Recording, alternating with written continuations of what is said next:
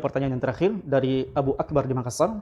Pertanyaan, Afwan Ustaz, pemerintah menganjurkan kita sholat di rumah seperti sholat wajib dan sholat tarawih dan witir karena adanya COVID-19. Bagaimana kalau sholat Idul Fitri bersama keluarga Ustaz? Apakah kita juga membaca khutbah di rumah setelah sholat Id? Mohon penjelasannya. Taib. Yang pertama, zaman dari Allah Subhanahu wa taala, anjuran untuk sholat di rumah karena masalah COVID-19 ini, virus corona, memang sangat ditekankan oleh pemerintah dan para ulama kita, dan hendaknya kita mengikuti instruksi tersebut, arahan tersebut demi maslahat keselamatan kita dan keluarga kita dan kaum muslimin secara umum. Berkaitan dengan sholat Idul Fitri nantinya, nantinya kalau dilaksanakan di rumah karena tidak bisanya kita berkumpul di lapangan atau di tempat yang lainnya, maka para ulama berselisih pendapat tentang hukum sholat Id di rumah masing-masing. Di antara mereka ada yang mengatakan hukumnya fardu ain, hukumnya wajib.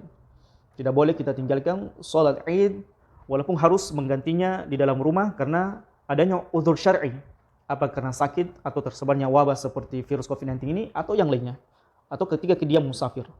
Kemudian berikutnya, di antara para ulama ada yang mengatakan hukum sholat Id di rumah atau menggantinya di rumah adalah hukumnya fardu kifayah, yaitu maksudnya apabila kaum muslimin, di antara kaum muslimin sudah ada yang melaksanakannya di lapangan atau di tempat yang lainnya, maka gugur yang lainnya, maka gugur kewajiban bagi yang lainnya.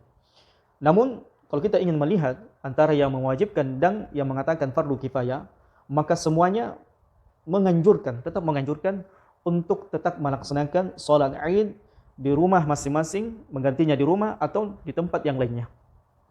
Adapun caranya, tata caranya adalah seperti biasanya, yaitu melaksanakannya 2 rakaat tanpa azan dan iqamah, dan kata para ulama tidak perlu melaksanakan khutbah. Jadi tidak ada khutbah.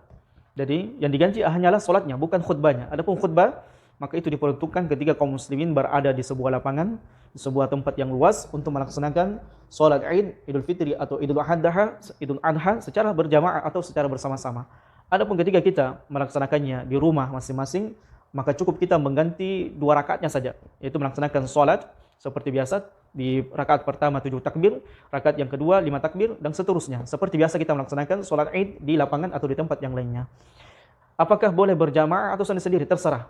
Jadi para ulama mengatakan boleh sendiri-sendiri atau boleh secara berjamaah bersama dengan keluarga, istri, anak yang memiliki istri dan anak. Adapun yang jomblo atau belum menikah atau yang lainnya, maka boleh dia melaksanakan sholat Id di rumahnya masing-masing tanpa khutbah, secara sendiri-sendiri atau berjamaah. Hadza wallahu a'lam bishawab. Inilah yang bisa kita jawab. Mudah-mudahan bermanfaat bagi